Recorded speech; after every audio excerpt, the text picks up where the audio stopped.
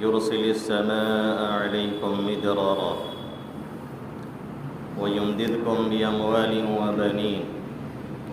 ويجعل لكم جنات ويجعل لكم أنهارا ما لكم لا ترجون لله وقارا وقد خلقكم أطوارا. وعن عبد الله بن عمر رضي الله تعالى عنهما قال أقبل علينا رسول الله صلى الله عليه وسلم فقال يا معشر المهاجرين خمس إذا ابتليتم بهن وأعوذ بالله أن تدركوهن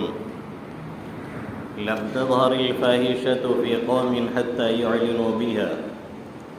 إلا فشى فيهم الطاعون والأوجاع التي لم تكن مضت في أسلافهم الذين مضوا ولم ينقصوا المكيال والميزان إلا أخذوا بالسنين وشدة المؤونة وجور السلطان عليهم ولم يمنعوا زكاة أموالهم إلا منعوا من القطر ولولا البهائم لم يمطروا ولم ينقضوا وعد الله وعد رسوله إلا سلط الله عليهم عدوا من غيرهم فأخذوا بعض ما في أيديهم وما لم تحكم أئمتهم بكتاب الله ولم يتخيروا مما أنزل الله إلا جعل الله بأسهم بينهم أو كما قال عليه الصلاة والسلام. میرے محترم بزرگوں اور دوستوں، میرے عزیز طلبہ، میں نے اس وقت قرآن مقدس کی ایک آیت کریمہ تلاوت کی ہے اور اللہ کے حبیب صلی اللہ علیہ وسلم کی ایک حدیث شریف پڑھی. اس حدیث کے راوی، اس حدیث کو نقل کرنے والے صحابی رسول، سنت رسول صلی اللہ علیہ وسلم کی اتباع میں مشہور عمر ابن خطاب کے صاحبزادے حضرت عبداللہ ابن عمر رضی اللہ تعالی عنہما، ایک جلیل القدر صحابی ہیں اور بڑے اونچے درجے کے صحابی، اور ہر صحابی جلیل القدر ہوا کرتا ہے اور اونچے درجے کا ہوا کرتا ہے.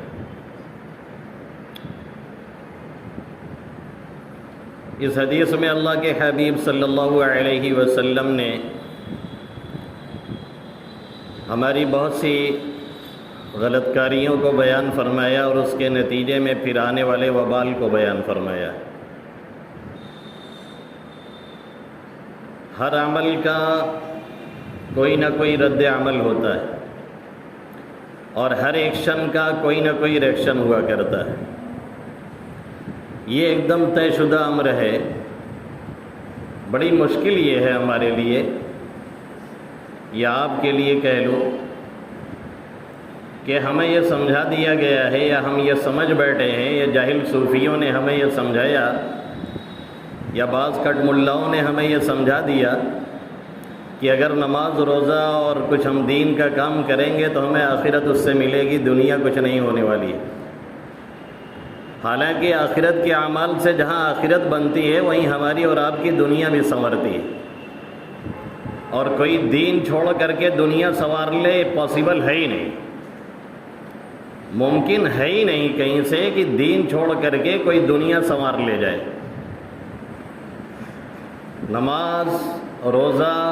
ذکر، تلاوت، لوگوں کے حقوق نہ ادا کرتا ہو اور اپنی دنیا سے پرسکون زندگی بھی اسے مل جائے، یہ پاسبل ہے ہی نہیں. اس پہ تو میں قسم کھانے کے لیے تیار ہوں اور میری قسم ٹوٹے گی نہیں. اور جو بھی دین سے انحراف کرتے ہیں یا بغاوت کرتے ہیں، آخرت تو تباہ ہوتی ہی ہے، آخر میں جاتے جاتے دنیا بھی ان کی تباہ کر دی جاتی ہے، اور پہچاننے والے، عبرت کی نگاہ رکھنے والے اور دیکھنے والے اس سے عبرت حاصل کیا کرتے ہیں. ابھی ماضی قریب میں ثنا خان کا مرڈر ہوا، مار کے پھینکی گئی مرتدہ. جو یاچیکا اور جو پٹیشن داخل ہوئی تھی ہمارے خلاف طلاق کے تعلق سے، اس میں بھرپور حصہ لیا. پھر بھاجپا جوائن کر لیا، پھر اس کے بعد جب طلاق کے خلاف فیصلہ آیا تو مٹھائی کھا کر کے کھلا کر کے خوشیاں منائی اس نے، پھر اس کے بعد بھاجپا کی نیتا کہلانے لگی، پھر اس کے بعد غیر مسلم سے شادی کر لیا، اور کچھ ہی دن نہیں گزرا کہ اسی کے شوہر نے اس کو مار کر کے دریا میں پھینک دیا۔ اب وہ گرفتار ہے، ظاہر ہے وہ بھی بھاجپائی نیتا ہے، اور گرفتاری تو کس لیے ہوئی ہے وہ ہم اور آپ جانتے ہیں، یہ بتانے اور سمجھانے کے لیے کہ ہاں قانون اپنا کام کر رہا ہے۔ قانون کتنا کام کر رہا ہے یا یہ قانون کے رکھوالے کیسا کام کر رہے ہیں، ہم سے آپ زیادہ جاننے والے اس معاملے میں۔ تو دین بھی گیا اور دنیا بھی گئی، نہ خدا ہی ملا، نہ وصال صنم، نہ ادھر کے ہوئے نہ ادھر کے ہوئے۔ تو دین چھوڑنے کے بعد کوئی یہ تصور کرے کہ ہم دنیا میں اپنے پرسکون رہیں گے اور مست رہیں گے، یہ کبھی ممکن ہوا ہی نہیں ہے اور نہ کبھی ہو سکتا ہے۔ ہم نے بہت سے ایسے دنیا داروں کو دیکھا ہے جو اربوں میں نہیں کھربوں میں کھیلتے ہیں، اور حالت یہ ہے کہ بس ان کی حالت بیان کرنے کے لائق نہیں۔ حالت یہ ہے کہ جب انہوں نے اپنی پریشانیاں بیان کی تو دل سے یہ صدا آئی الحمدللہ کہ میں بہت اطمینان میں ہوں۔ حالت یہ ہے کہ جب انہوں نے اپنی پریشانیوں کو گنانا شروع کیا تو ایسا لگا کہ ان کو سکون نام کی کبھی کوئی چیز میسر نہیں رہی ہے اور ملی نہیں ہے۔ یہ جو شوٹڈ بوٹڈ زندگیاں ہمیں اور آپ کو دکھتی ہیں، اور یہ لگژری لائف باہر سے دکھتی ہے، چمکدار کاریں دکھتی ہیں، عام طور پہ اندر سے اتنی ہی تاریخ ہوا کرتی ہے اور اتنی ہی پریشانیوں میں گھری رہتی ہے۔ عام طور پر یہی حالات ہیں۔ تو اس حدیث میں اللہ کے حبیب صلی اللہ علیہ وسلم نے حضرت عبداللہ ابن عمر رضی اللہ تعالی عنہما فرماتے ہیں، ہم اس ہفتے میں میک پہ نہیں آئے تو میک کا جو کچھ بچا کچا نظام تھا وہ بھی بیچارہ جو ہے چوک لے رہا ہے، ایک مرتبہ نیچے جا رہا ہے، ایک مرتبہ اوپر جا رہا ہے، ایک مرتبہ کچھ ہو رہا ہے۔ پورے ہفتے میں امامت پہ نہیں آئے تھے تو ان لوگوں نے اس کا جنازہ اور نکال دیا ہے۔ تو عبداللہ ابن عمر رضی اللہ تعالی عنہما نے فرمایا کہ اللہ کے حبیب صلی اللہ علیہ وسلم اقبل علینا، ہماری طرف متوجہ ہوئے اور فرمایا یا معشر المہاجرین خمس اذا ابتلیتم بہن واعوذ باللہ ان تدرکوہن، کہ 5 باتیں ایسی ہیں جب تم ان میں مبتلا ہو جاؤ۔ اور آگے کہ اللہ کے حبیب صلی اللہ علیہ وسلم نے فرمایا واعوذ باللہ ان تدرکوہن، میں اللہ کی پناہ چاہتا ہوں کہ تم انہیں پاؤ اور اس میں مبتلا ہو، یعنی ہمیشہ اس سے بچے رہو اور پناہ مانگتے رہو۔ وَأَعُوذُ بِاللَّهِ أَن تُدْرِكُوهُنَّ، اس کے بعد پہلی بیماری اور پہلی خرابی کیا بیان کی؟ اللہ کے حبیب صلی اللہ علیہ وسلم نے فرمایا لَمْ تَظْهَرِ الْفَاحِشَةُ فِي قَوْمٍ حَتَّى يُعْلِنُوا بِهَا، جس قوم کے اندر زناکاری بدکاری کھلم کھلا ظاہر ہو جاتی ہے، جس قوم کے ہاں زناکاری اور بدکاری یہ فیشن کے نام پہ چالو ہو جاتی ہے، اور جس قوم کے ہاں بچے اگر نکاح کی بات کر لیں تو غیرت مند نہیں بے غیرت کہلائیں، اور باادب نہیں بدتمیز کہلائیں، اور زناکاری اور بدکاری اور ادھر ادھر مسکال مارنے میں مبتلا ہوں، اور اماں کو بھی معلوم ہو اور ابا کو بھی معلوم ہو اور اس پر کوئی ایکشن نہ لیا جائے، اور اگر کوئی نکاح کی بات کر لے تو اسے کہا جائے کہ انتہائی بدتمیز ہے اور انتہائی بے غیرت لڑکا ہے، اور جس قوم میں زناکاری اور بدکاری اس طرح سے عام ہو چکی ہو کہ سسر اپنی بہو کو ٹچ کر رہا ہو، اور اگر سسر صاحب بہو کو غلط ہاتھ لگا دیں تو وہ بیٹے پہ ہمیشہ کے لیے حرام ہو جاتی ہے، پھر کوئی واپسی کا چانس نہیں ہے۔ اگر بیٹا اس کے ساتھ رہتا ہے تو اس سے ناجائز حرامی اولادیں پیدا ہوتی ہیں، پھر وہی معاشرے کے جو اچھے لوگ ہوتے ہیں اور جو نیک لوگ ہوتے ہیں وہی اولادیں انہیں گالیاں دیا کرتی ہیں۔ اور یہ بھی ایک تجربے کی بات ہے کہ اچھے لوگوں کو عام طور پہ ایسے ہی لوگ زیادہ گالیاں دیا کرتے ہیں۔ مفتی زارولی خان صاحب رحمۃ اللہ علیہ پاکستان کے عالم گزرے ہیں، ابھی کرونا کال میں ان کا انتقال ہوا، خیر وہ تو پہلے سے بیمار چل رہے تھے، اللہ انہیں غریق رحمت کرے۔ انہوں نے ایک اپنا واقعہ خود بیان کیا کہ ایک مرتبہ میں گھر کے باہر ایک مہمان کو چھوڑنے کے لیے نکلا تو ایک لڑکے نے ہمیں بھڈی بدی گالی دی، تو ہم نے سوچا کہ پہلے مہمان کو پہنچا لیں پھر اس کے بعد اس کی خیریت لیتے ہیں۔ اور مفتی زارولی خان صاحب واقعتاً خان صاحب تھے ایک دم برداشت بالکل نہیں، تو کہنے لگے کہ جب وہ چلے گئے مہمان تب میں نے اس کا پیچھا کیا ہے، بھاگ کر کے اپنے گھر میں گیا تو میں نے دروازہ کھٹکھٹایا اور اس کی ماں باہر آئی تو میں نے کہا غلطی اس بچے کی نہیں، غلطی تیری ہے، یہ حرامی لڑکا ہے جس کی وجہ سے اس نے مجھے گالی دی ہے، اور یہ علماء کو زیادہ گالی دینے والے ایسے ہی ہوتے ہیں۔ اب وہ چونک میں آ گئی ایک دم، کیسے آپ نے کہا؟ میں نے کہا فلاں سن میں تیرا طلاق ہوا تھا اور بغیر حلالہ کے تو ساتھ رہ گئی تھی، اور آج تک ساتھ رہ رہی، اسی سے اولاد پیدا ہوئی ہے جس کی وجہ سے اس طرح کی اس نے حرکت کی ہے۔ کہا بس خاموش ہو گئی، کچھ کہا ہی نہیں، میں وہ کہہ کر کے واپس چلا آیا۔ اور یہ بات تو اللہ رب العزت نے اللہ کے حبیب صلی اللہ علیہ وسلم کو جب ایک کمینے نے برا بھلا کہا تو اللہ نے اس کی 10 برائیاں بیان کی، اور آخر میں فرمایا کہ سب کچھ ہونے کے ساتھ ساتھ کریلا نیم چڑھا اس پر یہ بھی ہے کہ یہ حرامی ہے، ولد الزنا، اللہ نے فرمایا کہ یہ گڑبڑ ہے، اس کا نطفہ صحیح نہیں ہے۔ تو جا کر کے اس نے اپنے ماں سے پوچھا کہ ہمارے بارے میں قرآن میں ایسے ایسے آیا ہوا ہے، اور آخر میں یہ بھی کہا گیا ہے کہ یہ حرامی ہے، ولد الزنا ہے۔ تو اس کی ماں نے کہا ہاں ہم سے چوک ہو گئی تھی، ہم سے غلطی ہو گئی تھی، اور صحیح کہا ہے قرآن نے، قرآن کا کہا ہوا تو صحیح ہوگا، غلط نہیں ہو سکتا ہے۔ تو عام طور پہ یہی ہوتا ہے، اس طرح کے ہوتے ہیں۔ تو یہ زناکاری اور بدکاری اگر گرینی جیسے بازار میں بھی اس کو فروغ دیا جائے اور کچھ لوگ اس طرح کی حرکت کر رہے ہوں اور لوگ اس پہ کمندے ڈالنے کی کوشش نہ کریں، اور اس کے باوجود میری ہی برائی ہوٹلوں پہ چلے، تو پھر آپ سمجھ سکتے ہیں کہ انجام کہاں ہونے والا ہے اور کیا پہنچنے والا ہے۔ استسقاء کی ایک بار نہیں 100 بار نماز پڑھ لیجئے، خدا کی قسم بارش ملنے والی نہیں ہے، یہ میں چیلنج کے ساتھ کہتا ہوں، ایک دم کھلے لفظوں میں کہتا ہوں، کسی کو اچھا لگے یا کسی کو برا لگے، آپ کو بارش ملنے والی نہیں ہے اور نہیں ہے۔ اللہ کے حبیب صلی اللہ علیہ وسلم فرما رہے ہیں خمس اذا ابتلیتم بہن، 5 باتیں جب تم ان میں مبتلا ہو جاؤ، اور اللہ کی میں پناہ چاہتا ہوں کہ تم ان میں مبتلا ہو۔ اور پہلی بات کیا بیان فرمائی؟ لم تظہر الفاحشۃ فی قوم حتی یعلنوا بها، جس قوم کے اندر فحشکاری، بدکاری، زناکاری کھلے عام ہونے لگے، نکاح کو جرم اور جرائم میں شمار کیا جانے لگے، اور کوئی ایک نکاح کے بعد دوسرا کر لے یا پہلی بیوی کے جانے کے بعد دوسری شادی کر لے، تو وہ طوفان بدتمیزی کھڑا کیا جائے چوراہوں پر اور چکڑ خانوں پر کہ الامان الحفیظ، اور گاؤں کے جتنے کھیت ہیں وہ گندے کیے جاتے رہیں، اس پہ کوئی بات نہ کرے اور کوئی روکنے کی کوشش نہ کرے، اور ہر گاؤں کا حال کیا ہے ہم سے زیادہ آپ لوگ جانتے ہیں، اس پہ کسی طرح کی کوئی قدغن لگانے کی کوشش نہ کی جائے۔ اللہ کے حبیب صلی اللہ علیہ وسلم کہہ رہے ہیں لم تظہر الفاحشۃ فی قوم حتی یعلنوا بها الا فشا فیہم الطاعون والاوجاع التي لم تکن مضت فی اسلافہم الذین مضوا، یہاں تک کہ جب یہ ان میں وبائیں عام ہو جاتی ہیں تو پھر ایسی ایسی بیماریاں ان میں جنم لیتی ہیں کہ ان کے آبا و اجداد نے کبھی ان بیماریوں کے تعلق سے سنا نہیں تھا، کبھی ان بیماریوں کے تعلق سے ان میں کوئی اس طرح کی بات نہیں آئی تھی۔ صرف طاعون نہیں، اس میں پھر ایڈ آتا ہے، پھر ایڈز ہوتا ہے، اور نتیجہ یہ نکلتا ہے کہ تباہی اور بربادی جنم لیتی ہے،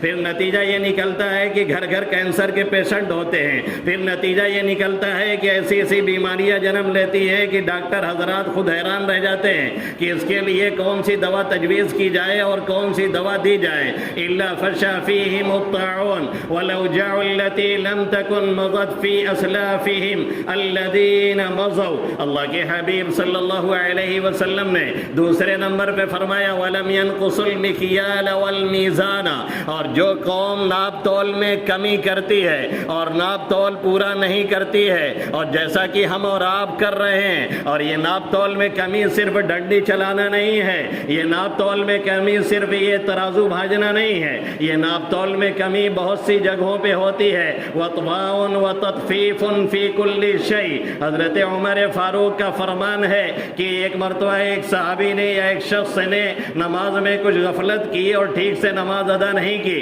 تو آپ نے فرمایا طففت، تم نے یہاں پہ ناپ تول میں کمی کی ہے۔ کیا مطلب ہے؟ اسی کی تشریح کرتے ہوئے بعض دوسرے ائمہ نے اور حضرات نے لکھا ہے کہ یہ ناپ تول میں کمی ہر چیز میں ہوتی ہے، بہن کا حق نہیں دیا ہے یہ بھی ناپ تول میں کمی ہے، نماز ٹھیک سے نہیں ادا کی ہے یہ بھی ناپ تول میں کمی ہے، باپ مر گیا ہے، سالہ سال گزر گئے ہیں، قبر پہ آج تک نہیں گئے ہو، یہ بھی ایک طرح سے ناپ تول میں کمی ہے۔ اور بعض ایسے بیٹھے ہیں جنہوں نے جب مٹی دی تھی تبھی قبر پہ گئے تھے، پھر آج تک لوٹ کر کے نہیں گئے ہیں، اور 15 شعبان میں شاید کبھی چلے جاتے ہوں یا اس میں بھی حاضری کی توفیق نہیں، نہ دعائے مغفرت ہے، نہ ان کے نام پہ کوئی صدقہ ہے، نہ کوئی خیرات ہے۔ یہ حشر ان لوگوں نے اپنے اماں ابا کا کیا ہوا ہے۔ اللہ کے حبیب صلی اللہ علیہ وسلم فرما رہے ہیں جو قوم یہ کام کرتی ہے، ناپ تول میں کمی کرتی ہے، اخذوا بالسنین، قحط سالی میں اسے مبتلا کیا جاتا ہے، وشدت المؤونہ، اور اس پہ سختیاں نازل کی جاتی ہیں، وجور السلطان، اور بادشاہوں کا ظلم ان کے اوپر ہوتا ہے۔ اللہ کے حبیب صلی اللہ علیہ وسلم نے پھر آگے تیسری بات بیان فرمائی، اور آقا مدنی صلی اللہ علیہ وسلم نے فرمایا کہ جو قوم زکوٰۃ روک لیتی ہے پھر آسمان سے اس پہ بارش روک لی جاتی ہے۔ جو قوم زکوٰۃ روک لیتی ہے آسمان سے اس قوم سے بارش روک لی جاتی ہے۔ زکوٰۃ مال کی بھی ہے، زکوٰۃ کھیت کی بھی ہے، اور جو 40واں کہہ کر کے آپ 40واں نکال رہے ہیں، 40واں کہیں شریعت میں ہے ہی نہیں، یا تو 10واں ہے یا تو 20واں ہے۔ اگر لاگت آئی ہے، سچائی کرنی پڑی ہے، تب آپ کو 20واں دینا ہے، یعنی 100 کلو میں 5 کلو، 20 25 100، 1 کنٹل میں 5 کلو۔ اور اگر لاگت وغیرہ نہیں آئی ہے، آسمانی پانی سے زیادہ تر کام چل گیا ہے، آپ کو سچائی وغیرہ نہیں کرنی پڑی ہے، تب 10واں آتا ہے، یعنی 1 کنٹل میں 10 کلو۔ یہ 40واں کہاں سے آپ نے ایجاد کیا اور کیسے دے رہے ہیں؟ اور اس دینے میں بھی حالت کیا ہے معلوم ہے؟ اگر کوئی لینے کے لیے جاتا ہے تو چہرے کا رنگ بدل جاتا ہے، اگر کوئی لینے کے لیے جاتا ہے تو بعض لوگ دروازے بند کر لیتے ہیں، اگر کوئی لینے کے لیے جاتا ہے تو بعض لوگ جملے سناتے ہیں۔ یہیں قریب کے ایک گاؤں میں ہمارے یہاں کے چھوٹے چھوٹے بچے گئے تھے ایک دروازے پہ چندہ کرنے کے لیے، اس میں ہمارا ایک ساتھی بھی تھا جو مولانا ہو کر کے ایک بڑی جگہ امامت کر رہا ہے۔ کہنے لگے کہ وہ باہر سوئے ہوئے تھے، وہ مالک صاحب کہنے لگے کہ فقیروان آئن ہے، دے دو کچھ پیسہ۔ تو ان کی اہلیہ نے کہا کہ طلبہ کو ایسے نہیں کہا جاتا ہے، یہ مناسب جملہ نہیں ہے۔ کہنے لگے ارے کل فقیرے تو ہیں۔ پھر انہوں نے ٹوکا کہ ایسے مت کہیے، مناسب جملہ نہیں ہے۔ پھر انہوں نے سیبارہ کہا۔ اب وہ بیچاری تو تھی، ان کی بیوی کتنا ٹوکتی اور کتنا منع کرتی، اس کا نتیجہ کیا نکلا معلوم ہے؟ وہ مر گیا اسی فقیری کی حالت میں، فقر و فاقہ کی ذلت جھیلتے ہوئے۔ آج اس کی اولاد بھی جھیل رہی ہے۔ اگر اس طرح سے کسی کے اگر عزت کو پامال کریں گے اور 2-4 روپے جو دینے ضروری ہیں اور ہماری ذمہ داری ہے، اور لے جا کر کے ہم ڈھونڈتے، صحیح جگہ کا پتہ لگاتے اور اسے پہنچاتے، اور اگر کوئی سفیر پہنچ گیا تو بجائے اس کے کہ اس کا احسان مانے کہ آ گیا ہے اور صحیح جگہ ہمارا مال پہنچ جائے گا، احسان ماننے کے بجائے اسے گالی دی جا رہی ہے اور بھلا بھلا کہا جا رہا ہے۔ اللہ کے حبیب صلی اللہ علیہ وسلم فرما رہے ہیں جو قوم اپنی زکوٰۃ روک لیتی ہے اللہ اس قوم سے بارش روک لیتا ہے۔ اب یہ بتائیے کہ کس گاؤں میں کتنی زکوٰۃ دی جا رہی ہے، کن گھروں میں کتنی زکوٰۃیں ادا کی جا رہی ہیں؟ اکثر گاؤں کا حال یہ ہے کہ 10-20 گھر میں زکوٰۃ دی جا رہی ہے، ورنہ عام طور پہ زکوٰۃیں نہیں دی جا رہی ہیں۔ یہ اور بات ہے کہ ہر مہینے کوئی نہ کوئی ان کا ہاسپٹلائز ہوتا ہے، یہ اور بات ہے کہ ہر مہینے کوئی نہ کوئی اٹھا کر کے ان کا آپریشن میں جاتا ہے، یہ اور بات ہے کہ ہر مہینے کوئی نہ کوئی ان کا کچہری میں جاتا ہے، اور ادھر ادھر پیسے ان کے خرچ ہوتے ہیں، لیکن اس جگہ پہ وہ نہیں دیتے۔ اور آگے اللہ کے حبیب صلی اللہ علیہ وسلم نے فرمایا لولا البہائم لم ينطروا، اگر یہ جانور نہ ہوتے، یہ تسبیح کرنے والے جانور نہ ہوتے، یہ جو ممیاتے ہیں اور بھیبے کرتے ہیں، ہم سمجھتے ہیں کہ یہ بول رہے ہیں اور چلا رہے ہیں، یہ اللہ کی تسبیح کر رہے ہوتے ہیں جن کی وجہ سے ہمیں بارش دی جاتی ہے۔ آقا مدنی صلی اللہ علیہ وسلم نے فرمایا اگر یہ جانور نہ ہوتے، یہ کچھ چرنے والے جانور اور یہ کچھ سجدہ کرنے والے نوجوان اور یہ کچھ گرنے والے اللہ کے سامنے بوڑھے، اگر یہ نہ ہوتے تو پھر لصب علیکم العذاب صبا، تم پر عذاب کی بارش کر دی جاتی۔ یہ اللہ کے حبیب صلی اللہ علیہ وسلم کا فرمان ہے۔ اب یہ جو موٹی موٹی باتیں آقا بیان فرما رہے ہیں، اس میں ہمارا معاشرہ کہاں تک لپت ہے اور کتنا گرا ہوا ہے، اور ہمارے معاشرے میں یہ سب کتنا چل رہا ہے، سب کچھ سب پہ واقف ہیں اور سب لوگ جانتے ہیں، اور اس کے باوجود کوئی باز آنے کے لیے تیار نہیں۔ پھر بھی استسقاء کا اعلان ہو رہا ہے اور 4 بوڑھے گاؤں سے نکلتے ہیں، 5 نوجوان نکلتے ہیں، ایک 10واں امام ہوتا ہے، باقی سب لوگ سو رہے ہوتے ہیں، یہ سمجھتے ہیں کہ ان کا کام ہے، امام صاحب کا کام ہے، فلاں صاحب کا کام ہے، ہم کیوں نکل کر کے جائیں؟ یہ تو مزید غضب خداوندی کو دعوت دی جا رہی ہے، یہ تو مزید اللہ کے غضب کو بھڑکایا جا رہا ہے۔ اس طریقے طریقے سے ایک طرف تو استسقاء کی نماز کی اہمیت دلوں سے نکلتی جا رہی ہے اور دوسری طرف مزید غضب الہی کو بھڑکایا جا رہا ہے اور اس کو دعوت دی جا رہی ہے. اور اس کے لیے پہلے ضروری یہ تھا کہ لوگ اپنے گناہوں سے توبہ کرتے، پہلے ضروری یہ تھا کہ لوگ استغفار کرتے، پہلے ضروری یہ تھا کہ لوگ اپنے کالے کرتوت سے باز آ جاتے. سفیان ثوری رحمۃ اللہ علیہ نے لکھا ہے کہ ایک مرتبہ بنی اسرائیل پہ قحط پڑا. اخذوا بسبع سنین، 7 سال تک انہیں قحط میں اللہ نے ڈالے رکھا اور نتیجہ یہ نکلا حتی اکل الجیف والاطفال، یہاں تک کہ مردار اور بچے اپنے ہاتھوں سے ذبح کر کے مار کر کے لوگ کھانے پہ مجبور ہو گئے. اس وقت کے نبی کو وحی کی گئی کہ انہیں خبر کر دیجئے بارش انہیں ملنے والی نہیں ہے جب تک یہ لوگوں کے حقوق نہیں ادا کریں گے، اور جب تک انہوں نے جو ظلماً دوسرے کا مال حق لیا ہے اور ہڑپ کیا ہے اسے ادا نہیں کریں گے تب تک ان پر بارش نہیں برسائی جائے گی. لوگ باہر نکلتے استسقاء کی نماز پڑھتے، لوگ باہر نکلتے اللہ سے فریادی ہوتے، پھر لوٹ کے چلے آتے اور ایک قطرہ بارش نہیں ہوتی تھی. اللہ کے نبی اس وقت کے جب انہوں نے بتایا کہ اللہ نے یہ کہا ہے، لوگوں نے ایسا کیا ففعلوا فمطروا، لوگوں نے جب لوگوں کا حق دیا تب ان پر بارش ہوئی. سیدنا عبد القادر جیلانی رحمۃ اللہ علیہ نے نقل کیا ہے ایسے ہی ایک مرتبہ بنی اسرائیل میں قحط پڑ گیا تو اس وقت کے نبی کے پاس لوگ گئے کہ کیا کیا جائے کہ بارش ہو جائے. غور سے سن لیں، جن کے پاس 2 پیسے آتے ہیں تو غریبوں کے سلام کا جواب بھی نہیں دیتے ہیں اور دعوت میں بھی نہیں پوچھتے ہیں. اللہ کے حبیب صلی اللہ علیہ وسلم نے فرمایا سب سے بدترین دعوت وہ دعوت ہے جس میں سیٹھوں کو پوچھا جائے اور غریبوں کو نظر انداز کر دیا جائے. یہ اللہ کے حبیب کا فرمان ہے. اس وقت یہ سیدنا عبد القادر جیلانی رحمۃ اللہ علیہ نے لکھا ہے اس وقت کے نبی نے اللہ سے پوچھا کہ آخر بارش کیوں نہیں ہو رہی ہے، جو تدبیریں ہیں انہوں نے اختیار کر لیا اور پھر بھی بارش نہیں آ رہی ہے. اس وقت کے نبی پر یہ وحی کی گئی کہ انہوں نے غریبوں کو، مسکینوں کو، یتیموں کو نظر انداز کر رکھا ہے اور یہ ان کا خیال نہیں کرتے ہیں. اور یاد رکھیں جب تک یہ مسکینوں کا خیال نہیں کریں گے تب تک ہم خوش ہونے والے نہیں، اور جب تک ہماری خوشی نہیں تب تک انہیں بارش نہیں ملے گی. پھر جب لوگوں نے خیال شروع کیا تو بارشیں ان پر برسنا شروع ہوئی. اب ہم میں اور آپ میں کتنے ہیں جو اپنے بہنوں کا حق دیے ہوئے ہیں، ہم میں اور آپ ہیں کتنے ہیں جو اپنے بھائی کا حق دیے ہوئے ہیں، ہم میں اور آپ میں کتنے ہیں جو اپنی اولاد کا صحیح حق ادا کر رہے ہیں، ہم میں اور آپ میں کتنے بیٹے ہیں جو اپنے باپ کے حقوق کا خیال کر رہے ہیں، ہم میں اور آپ میں کتنے ہیں جو اپنے والدین کو اپنے ہاتھوں سے دفن کر کے آنے کے بعد آج 10-20 سال گزر چکا ہے قبرستان کا انہوں نے کبھی رخ نہیں کیا ہے اور جا کر کے ایک مرتبہ ان پہ فاتحہ نہیں پڑھی ہے، اور اس کے بعد لوگوں سے یہ سمجھایا جاتا ہے کہ سب سے مقدس ہم ہی ہیں، سب سے پاکیزہ ہم ہی ہیں اور ہم بے داغ ہیں، پوری دنیا داغدار ہے. یہ اسٹیٹس کے ذریعہ سے اور فیس بک کے ذریعہ سے جو ہم دھوکہ دینے کی کوشش کر رہے ہیں لوگوں کو دیا جا سکتا ہے لیکن رب حقیقی کو یہ دھوکہ نہیں دیا جا سکتا ہے. اس لیے پلٹیں اور اگر کسی کا حق بنتا ہے اسے ادا کرنے کی کوشش کریں اور اللہ سے لو لگائیں اور استغفار کریں. حضرت نوح علیہ نبینا علیہ السلام نے اور دوسرے پیغمبروں نے اپنے قوم سے کیا کہا تھا؟ استغفروا ربکم انہ کان غفارا، اپنے رب سے مغفرت طلب کیجئے، استغفار کیجئے، اپنے رب کے سامنے لو لگائیے اور توبہ کیجئے، وہ تمہارے گناہوں کو معاف فرمائے گا اور صرف معاف ہی نہیں فرمائے گا، یرسل السماء علیکم مدرارا، تم پر موسلا دھار بارش برسائے گا، وَيُمْدِدْكُمْ بِأَمْوَالٍ وَبَنِينَ، اولاد کی ضرورت ہوگی وہ پوری کرے گا، لڑکوں کی ضرورت ہوگی وہ پوری کرے گا.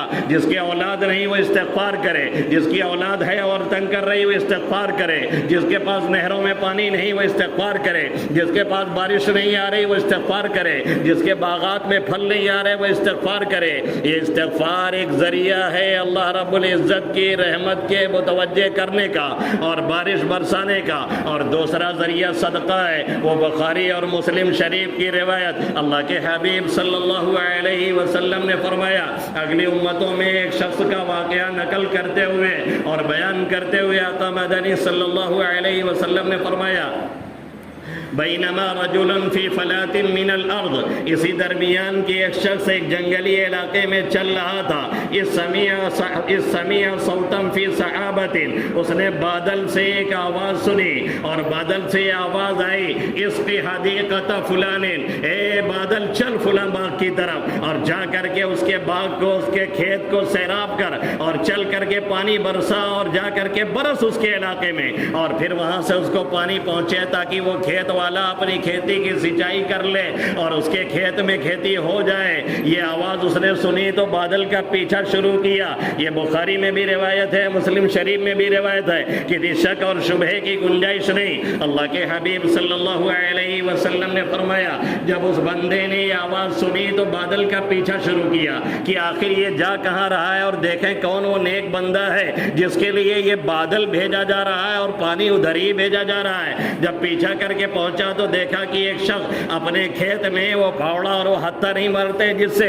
پانی ادھر ادھر کرتے ہیں وہ لے کر کے کھڑا تھا۔ وہاں جا کر کے قریب میں بادل برسا، پھر نالیوں کے ذریعہ سے اس کے کھیت میں پانی پہنچا تو جا کر کے اس نے اس سے پوچھا کہ تمہارا نام کیا ہے؟ اس نے بتایا میرا نام فلاں ہے۔ وہی نام جو اس نے بادل سے سنا تھا، جو آواز آئی تھی وہی نام اس نے بتایا۔ پھر اس نے پلٹ کر کے پوچھا یہ بتاؤ کہ میرا نام پوچھنے کی تمہیں ضرورت کیوں پیش آ گئی؟ اس نے کہا میں نے اس بادل میں سے یہ آواز سنی تھی اور تمہارا یہی نام لے کر کے کہا گیا تھا جا کر کے فلاں کی کھیتی اور باغ کو سیراب کر دو، اور یہ باغ کو اور کھیت کو سیراب کرنے کے لیے بادل اور پانی یہاں تک بھیجا گیا ہے۔ آخر کون سی وجہ ہے کہ یہ بادل یہاں چل کر کے آیا ہے؟ تو اس نے کہا کہ جب تم نے یہ بات بتلائی ہے تو اس کی وجہ سن لو۔ میرے ہاں جو پیداوار ہوتی ہے میں اس کے 3 حصے کرتا ہوں، اتصدق ثلثہ، 1/3 صدقہ کرتا ہوں اور 1/3 اولاد پہ خرچ کرتا ہوں اور 1/3 کو پھر اسی باغ میں لوٹا دیتا ہوں، جو لاگت وغیرہ آتی ہے پھر اسی باغ میں ڈال دیتا ہوں۔ اس صدقے کی برکت سے اللہ یہ بارش مجھے دے رہا ہے اور بادل کو باقاعدہ ڈر ہو رہا ہے کہ چل کر کے آئے۔ اگر استغفار اس زمانے میں بارش لا سکتا تھا، اگر صدقہ اس زمانے میں بارش برسایا جا سکتا تھا تو پھر آج ہمیں اور آپ کو اسی استغفار اور اسی صدقے سے بارش کیوں نہیں مل رہی ہے؟ حقیقت یہ ہے کہ ہمارے اعتقاد میں کمی آ گئی ہے، حقیقت یہ ہے کہ ہمارا ایمان متزلزل ہو چکا ہے، حقیقت یہ ہے کہ ہمارے دلوں میں وہ یقین اور تصدیق اور وہ ایمان جو ہونا چاہیے وہ نہیں ہے، اور حقیقت یہ ہے کہ جیسے کہنا چاہیے اور جیسے مانگنا چاہیے ہم ایسے کہنے اور مانگنے کے لیے تیار نہیں ہیں، اور حقیقت یہ ہے کہ جو صدقہ و خیرات کر کے اللہ کی رحمت کو کھینچنا چاہیے ہم وہ کھینچنے کے لیے تیار نہیں ہیں۔ اگر یہ 2 کام یہ مجمع صرف کر لے اور جس کا حق بنتا ہے جائز طور پہ اس کا حق دے دیا جائے اور اس کے بعد استغفار اور صدقہ جو بھی اپنے بس میں ہے کر دیا جائے تو انشاءاللہ تعالی بارش پہ بارش ہوگی، وقت پہ ہوگی اور ضرورت کے مطابق ہوگی۔ اور اگر ہم یہ کرنے کے لیے تیار نہیں ہیں تو میں نے پہلے ہی کہہ دیا تھا کہ 1 نہیں 100 مرتبہ نہیں 100 جگہوں پہ آپ استسقاء کی نمازیں پڑھ لیجئے اور پڑھوا لیجئے، اور جس طریقے سے ہم پڑھ رہے ہیں یا پڑھوا رہے ہیں ایک تو نماز کی اہمیت بھی جا رہی ہے اور دوسرے یہ کہ غضب الہی کو ہم دعوت بھی دے رہے ہیں۔ جو آتے بھی ہیں تو ایسا لگتا ہے کہ دعوت کھانے آ رہے ہیں، ایسا لگتا ہی نہیں ہے کہ رب کو منانے آ رہے ہیں، ایسا لگتا ہی نہیں کہ رب کا روٹھا ہوا رب ہے اسے پکارنے کے لیے آ رہے ہیں، ایسا لگتا ہی نہیں کہ ہمارے اندر کوئی بے چینی ہے، کوئی اضطراب ہے، ایسا لگتا ہی نہیں کہ ہمیں کوئی فکر ہے۔ ہم یہ سمجھتے ہیں یہ امام مسجد کی ذمہ داری ہے، اور کچھ لوگ سمجھتے ہیں یہ مولانا کی ذمہ داری ہے، وہ دعا کریں گے کروائیں گے وہیں بارش ہوگی، نہیں ہوتی تو بھاڑ میں جائیں، ہم سے کیا لینا دینا ہے۔ اگر یہی نظریہ رہا تو پھر ایک کے بعد دیگرے سب کو اللہ پکڑے گا، اس لیے اس نظریے سے باز آئیے۔ اللہ رب العزت نے قرآن مقدس میں کیا فرمایا؟ فلولا اذ جاءهم بأسنا تضرعوا ولكن قست قلوبهم وزين لهم الشيطان ما كانوا يعملون۔ جب ہماری پکڑ آئی تو پھر لوگوں کو استغفار صدقہ یہ سب کرنا چاہیے لیکن نہیں کر رہے ہیں، دل سخت ہو گئے ہیں، تو پھر یقین مانیں کہ تباہی اور بربادی مقدر ہے۔ اللہ رب العزت ان باتوں پہ سب سے پہلے مجھے اور آپ سبھی حضرات کو عمل کی توفیق نصیب فرمائے، آمین یا رب العالمین۔ وما علینا الا البلاغ المبین۔